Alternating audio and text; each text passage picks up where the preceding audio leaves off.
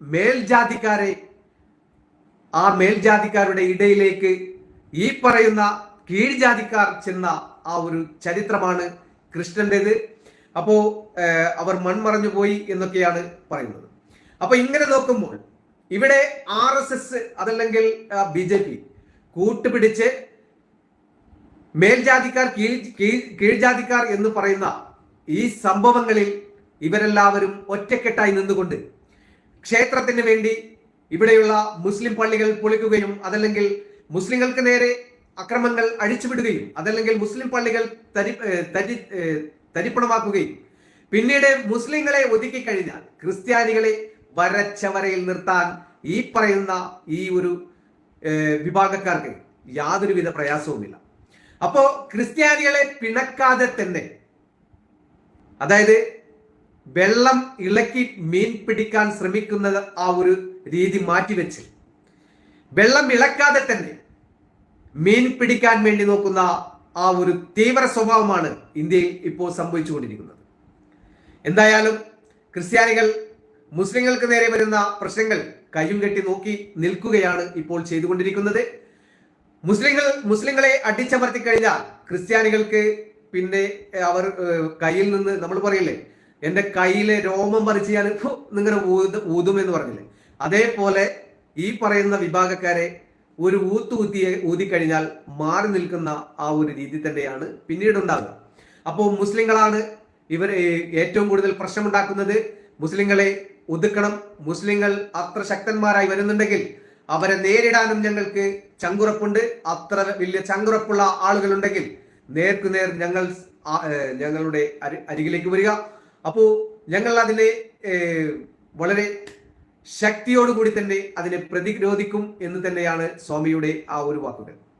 ഉത്തർപ്രദേശിലെ സമ്പൽ സംഘർഷത്തിൽ മസ്ജിദ് കമ്മിറ്റിക്കെതിരെ കൂടുതൽ ആരോപണങ്ങളുമായി ആർക്കിയോളജിക്കൽ സർവേ ഓഫ് ഇന്ത്യ മസ്ജിദിന്റെ യഥാർത്ഥ ഘടനയിൽ നിന്നും മാറ്റം വരുത്തിയെന്നും നിലത്തും ഭിത്തിയിലും അറ്റകുറ്റപ്പണികൾ നടത്തിയെന്നുമാണ് ആരോപണം. സർവേ നടപടികൾക്ക് വന്ന ഉദ്യോഗസ്ഥരെ ഭീഷണിപ്പെടുത്തിയെന്നും ആർക്കിയോളജിക്കൽ സർവേ ഓഫ് ഇന്ത്യ ആരോപിക്കുന്നത്. നവംബർ അവസാന വാരത്തിൽ ഷാഹി ജുമാ മസ്ജിദിൽ സർവേക്കെത്തിയ അഭിഭാഷക സംഘത്തിന് നേരെ കല്ലേറുണ്ടായതിന് പിന്നാലെയുണ്ടായ സംഘർഷത്തിൽ പോലീസ് വെടിവെപ്പിൽ 3 പേരാണ് കൊല്ലപ്പെട്ടത് എന്ന് പറയുന്നു. എന്തല്ലേ, 4 പേർ മരണപ്പെട്ടു എന്ന് പറഞ്ഞ് നമ്മളിവിടെ മാധ്യമങ്ങളിലൊക്കെ കാണുകയുണ്ടായി, അത് മീഡിയയിലൊക്കെ കാണുകയുണ്ടായി. സമ്പൽ ജില്ലയിലെ ഷാഹി ജുമാ മസ്ജിദ് സ്ഥാനത്ത് ക്ഷേത്രമായിരുന്നെന്നും മുഗൾ ഭരണകാലത്ത് ക്ഷേത്രം തകർത്ത് അവിടെ പള്ളി പണിതതാണെന്നും ആരോപിച്ച് സുപ്രീം കോടതിയിൽ അഭിഭാഷകനായ വിഷ്ണു ശങ്കർ ജെയിൻ നൽകിയ ഹർജിയിൽ സമ്പൽ ജില്ലാ കോടതിയാണ് അഭിഭാഷക സംഘത്തെ സർവേക്ക് നിയോഗിച്ചത്. സർവേക്കെത്തിയ സംഘത്തിന് നേരെ സർവേയെ എതിർക്കുന്ന ആളുകൾ 3 കൂട്ടമായി തിരിഞ്ഞ് വിവിധ വശങ്ങളിൽ നിന്നും കല്ലെറിഞ്ഞു. പ്രതിഷേധക്കാർ നിരവധി വാഹനങ്ങൾ കുത്തിയിട്ടു. സംഘർഷം രൂക്ഷമായതിനെ തുടർന്ന് പോലീസ് വെടിയുതിർക്കേണ്ടി വന്നിരുന്നു.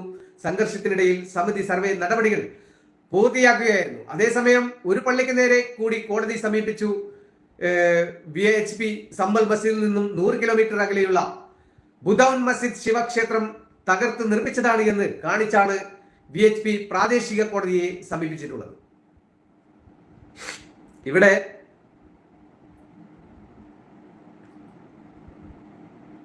ഇവിടെയുള്ള ഭരണവും കോടതിയും ഒക്കെ ഇപ്പോ അവരുടെ കൂടെ തന്നെ ഒറ്റക്കെട്ടായി നിൽക്കുകയാണ്. കാരണം അവരവകാശപ്പെടുന്ന ആ കാര്യങ്ങളൊക്കെ കൃത്യമായിട്ട് നിർവഹിച്ചു കൊടുക്കലാണ് ഇപ്പോൾ കോടതിയുടെ പണി. കാരണം കോടതിക്കിപ്പോ മറ്റ് പണികളൊന്നും ഇല്ല എന്ന് തന്നെയാണ് തോന്നുന്നത്. അപ്പോൾ ഈ രാജ്യത്തിന്റെ ആ ഒരു സുരക്ഷയും അതുപോലെ തന്നെ ആ ഒരു അന്തസ്സും അഭിമാനവും സംരക്ഷണവും ഒക്കെ അതിനെയെല്ലാം തകർത്ത് തരിപ്പണമാക്കി, അതിനെയെല്ലാം ഇല്ലായ്മ ചെയ്ത് ഈ രാജ്യത്ത് ജനിച്ചു വളർന്ന സഹോദരങ്ങളെ തമ്മിലടുപ്പിച്ച് മതത്തിന്റെ പേര് പറഞ്ഞ് അവരെയെല്ലാം കൊലയ്ക്ക് ഇരയാക്കി അവർ വെട്ടിപ്പിടിക്കാൻ വേണ്ടി ശ്രമിക്കുന്ന ഈ ഒരു മതത്തിന്റെ ആ ഒരു സിസ്റ്റം, ഈ ഒരു മതത്തിൽ നിന്നുകൊണ്ട് നിങ്ങൾ ദൈവത്തെ പ്രീതിപ്പെടുത്താൻ ജനങ്ങളെ നിങ്ങൾ കൊന്നൊടുക്കുകയാണെങ്കിൽ നിങ്ങൾക്ക് എവിടുന്നാണ് ദൈവത്തിൻ്റെതായിട്ടുള്ള ആ ഒരു പ്രീതി ലഭിക്കുക? ഈ പറയുന്ന സാധാരണക്കാർ അവരുടേതായിട്ടുള്ള പടച്ചവനെ വിളിച്ചോ അതല്ലെങ്കിൽ കർത്താവിനെ വിളിച്ചോ അവർ ശാന്തിയോടും സമാധാനത്തോടു കൂടിയും ഈ ഒരു രാജ്യത്ത് ജീവിക്കുന്നുണ്ടെങ്കിൽ അതിൽ നിങ്ങൾക്ക് എന്താണ് പ്രശ്നം? അവരും നിങ്ങളെപ്പോലെ ദൈവത്തെ വിളിച്ച് അവർ സമാധാനത്തോടു കൂടി ജീവിക്കാൻ വേണ്ടി നോക്കുകയാണ്. അതല്ലാതെ ദൈവത്തിന്റെ പേര് പറഞ്ഞുകൊണ്ട് ദൈവം ഞങ്ങളുടേത് മാത്രമാണ് എന്ന് മുദ്ര കുത്തിക്കൊണ്ട് നിങ്ങൾ വെട്ടിപ്പിടിക്കാൻ വേണ്ടി നോക്കുന്ന ഈ ഒരു സാമ്രാജ്യം അത് എത്ര കാലം നീണ്ടു നിൽക്കും എന്നുള്ളത് നിങ്ങൾക്ക് തന്നെ അറിയാം. അപ്പോ കൂടുതൽ ഈ വിഷയം വഷളാകുന്നതിന് മുമ്പ് ഈ രാജ്യത്തിന്റെ ഭരണ സിസ്റ്റങ്ങൾ ഒത്തൊരുമിച്ച് നിന്നുകൊണ്ട് ഇവിടെ നടക്കാൻ വേണ്ടി പോകുന്ന കലാപത്തിൻ്റെതായിട്ടുള്ള ആ ഒരു രീതികൾ അതിനെ രമ്യതയോടുകൂടി പറഞ്ഞ് മനസ്സിലാക്കി നമുക്ക് വേണ്ടത് ഭഗവാനെ വിളിക്കാനും ശ്രീകൃഷ്ണനെ വിളിക്കാനും അതിനു വേണ്ടുന്ന സൗകര്യങ്ങൾ നമുക്ക് ഒരുപാട് പ്രദേശങ്ങളുണ്ട് ഇന്ത്യയിൽ. മുൻപ് യേശുദാസിന്റെ പാട്ടിലൊക്കെ കേട്ട ഒരു അനുഭവമുണ്ട്, മനുഷ്യന് തല ചായ്ക്കാൻ ഇടമില്ല എന്നൊക്കെ. എവിടെ നിന്ന് വന്നു ഞാൻ, എവിടേക്ക് പോണു ഞാൻ എന്നൊക്കെ പറഞ്ഞിട്ട് അത് വേറൊരു പാട്ട്. അപ്പോ ഇവിടെ മനുഷ്യന് തല ചായ്ക്കാൻ ഇടമില്ല എന്ന് പറഞ്ഞ് പ്രചരിപ്പിച്ച ആളുകളുടെ തലയ്ക്കാണ് ഇടമില്ലാത്തത്. കാരണം നമ്മൾ ഇപ്പോൾ ജീവിക്കുന്ന ഈ ഒരു പ്രദേശം, ഇവിടെ കൂട്ടമായിട്ട് ഒരുപാട് വീടുകളാണ് ഉള്ളത്. പക്ഷേ നമ്മൾ ഒരുപാട് ദൂരം സഞ്ചരിക്കുമ്പോൾ ഒരുപാട് വിജനമായിട്ടുള്ള പ്രദേശങ്ങൾ നമ്മൾ കാണുന്നുണ്ട്. ഈ പ്രദേശങ്ങളിലൊക്കെ വീട് വെക്കാൻ അനുയോജ്യമായിട്ടുള്ള സ്ഥലങ്ങളൊക്കെ തന്നെയാണ് കിടക്കുന്നത്. എന്തുകൊണ്ടാണ് ഈ പറയപ്പെടുന്ന പള്ളിയോ അതല്ലെങ്കിൽ അമ്പലങ്ങളോ ക്രിസ്ത്യൻ പള്ളിയോ ഇതൊന്നും ഈ പറയുന്ന പ്രദേശങ്ങളിൽ നിർമ്മിക്കാത്തത്? എന്തിനാണ് ജനങ്ങൾ തിങ്ങിപ്പാർക്കുന്നതായിട്ടുള്ള ഇടങ്ങളിൽ അവിടെ കാലങ്ങളായിട്ട് നിർമ്മിച്ചു വെച്ചിട്ടുള്ളതായിട്ടുള്ള ആ ഒരു മന്ദിരങ്ങൾ ഇടിച്ചു തകർക്കുന്നത് എന്തിനു വേണ്ടിയാണ്? അപ്പോ ഇന്ത്യയിൽ വലിയൊരു കലാപം സൃഷ്ടിക്കുക എന്ന് തന്നെയാണ് ഈ ഒരു സംഘങ്ങൾ ഉദ്ദേശിച്ചിട്ടുള്ളത്. അപ്പോൾ ബാബരി മസ്ജിദ് 1992 ഡിസംബർ 6 തകർത്തതിന്റെ ആ ഒരു പിൻബലമാണ് ഇന്നും ആവർത്തിച്ചു കൊണ്ടിരിക്കുന്നത്. കഴിഞ്ഞ ഭരണത്തിൽ ഒരുപാട് പദ്ധതികളാണ് ഈ പറയപ്പെടുന്ന ഈ ആളുകൾ കൂട്ടിവെച്ചിട്ടുണ്ടായിരുന്നത്. കാരണം നരേന്ദ്രമോദി എന്ന് പറയുന്ന പ്രധാനമന്ത്രി മറ്റ് പാർട്ടിയുടെ ആ ഒരു സഖ്യമില്ലാതെ ഒറ്റയാൾ പട്ടാളമായി ഇന്ത്യ ഭരിക്കുകയാണെങ്കിൽ ഇന്ത്യയിലുള്ള മുസ്ലിങ്ങൾക്കോ ക്രിസ്ത്യാനികൾക്കോ വായ തുറക്കാൻ പോലും അവസരം കൊടുക്കാതെ ഇന്ത്യയിലുള്ള എല്ലാ ആരാധനാലയങ്ങളും മുസ്ലിങ്ങളുടേതെയും ക്രിസ്ത്യാനികളുടെയും ഇടിച്ച് തകർത്ത് തരിപ്പണമാക്കുക തന്നെ ചെയ്യുമായിരുന്നു. ഇപ്പോ പ്രധാനമന്ത്രി മറ്റൊരു സഖ്യത്തിൽ നിന്നുകൊണ്ട് പ്രവർത്തിക്കുന്നതിൽ വലിയൊരു പൊട്ടിത്തെറി തന്നെ ഉണ്ടാകാൻ സാധ്യതയുണ്ട് എന്നുള്ളതും സത്യം തന്നെയാണ്. ഇനി തുടർന്ന് വരുന്ന വഖഫ് ബോർഡിന്റെ വിഷയങ്ങളും ആ വഖഫ് ബോർഡിന്റെ വിഷയം അതിനെ മണ്ണിട്ട് മൂടാൻ നോക്കുന്ന പ്രധാനമന്ത്രിയുടെ ഈ ഒരു കുതന്ത്രങ്ങൾ ഇന്ത്യയിൽ വിജയിക്കില്ല എന്ന് തന്നെയാണ് മനസ്സിലാകുന്നത്. കാരണം ജനങ്ങൾ അവരുടെ ദൈവങ്ങളെ വിളിച്ച് പ്രാർത്ഥിക്കുന്ന ആ മന്ദിരങ്ങൾ ഇടിച്ചു തകർക്കുകയാണെങ്കിൽ അവർ അവിടെ മരിച്ചു വീഴാനും അവർ തയ്യാറായി കഴിഞ്ഞിരിക്കുന്നു. കാരണം ഒരുപാട് പ്രസംഗങ്ങളും അതുപോലെ തന്നെ മീഡിയയിലൂടെ വരുന്ന ഒരുപാട് വിഷ്വൽസും ഒക്കെ കാണുമ്പോൾ ഈ രാജ്യത്തെ തകർക്കാൻ വേണ്ടി ശ്രമിക്കുന്ന ആ ഒരു നിഗൂഢമായിട്ടുള്ള കുതന്ത്രങ്ങൾ മെനയുന്ന ആളുകളുടെ അടിത്തറ തന്നെയാണ് എതിർദിശകളിൽ നിന്ന് വരുന്ന ആളുകളുടെ വായിൽ നിന്ന് വരുന്ന വാക്കുകൾ. കൃത്യമായി പറഞ്ഞാൽ ഈ പറയപ്പെടുന്ന ഈ മൂവർ സംഘങ്ങൾ ഇവർ എന്തൊക്കെ പ്രശ്നങ്ങൾ ഇന്ത്യയിൽ ഉണ്ടാക്കിയാലും അതിന്റെ ഭവിഷ്യത്ത് അത് അവർ തന്നെ അനുഭവിക്കുകയും ചെയ്യും. കാരണം ഇവിടെ സ്വതന്ത്രമായിട്ട് സാധാരണ ഒരു ഭാഷയുണ്ട്. ഇന്ത്യ 1947 ഇന്ത്യക്ക് സ്വാതന്ത്ര്യം ആഗസ്റ്റ് 15 ലഭിച്ചു. അതിനുശേഷം ഇന്ത്യ സ്വതന്ത്ര ഒരു രാജ്യമായി മാറി.